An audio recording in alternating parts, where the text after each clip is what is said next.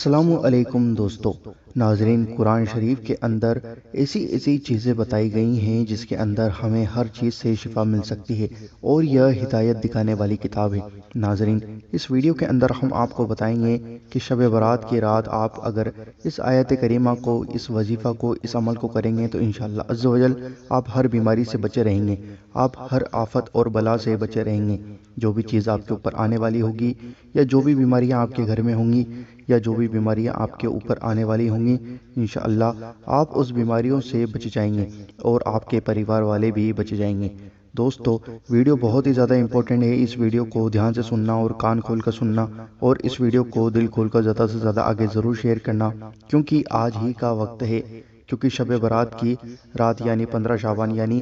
آج 9 اپریل 2020 مغرب کے بعد آپ کو یہ عمل کرنا ہے، یا پھر عشاء کے بعد بھی آپ یہ عمل کر سکتے ہیں، جسے آپ نوافل پڑھیں یا پھر دوسری کوئی عبادت کریں، پر اس کام کو بھی ضرور کر لیں۔ دوستو، آئیے ہم آپ کو بتاتے ہیں اس وظیفہ کو کرنے کا طریقہ۔ دوستو، سب سے پہلے آپ کو باوضو ہونا ہے، اور پھر وضو کرنے کے بعد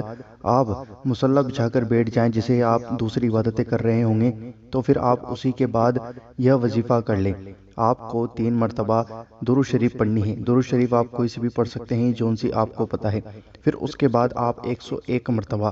انا انزلناہ فی لیلۃ القدر، انا انزلناہ فی لیلۃ القدر، انا انزلناہ فی لیلۃ القدر، اس آیت کریمہ کو 101 مرتبہ پڑھنا ہے۔ 101 مرتبہ اس آیت کریمہ پڑھنے کے بعد آپ کو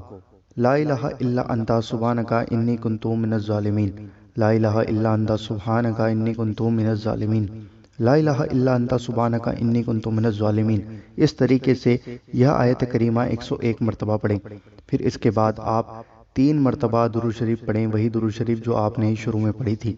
دوستو، ایسا کرنے کے بعد آپ اللہ تعالیٰ سے رو رو کر، گر گڑا کر خوب دعا کریں، کیونکہ اللہ تعالیٰ بہت سننے والا ہے، بہت مہربان ہے، بہت رحیم ہے،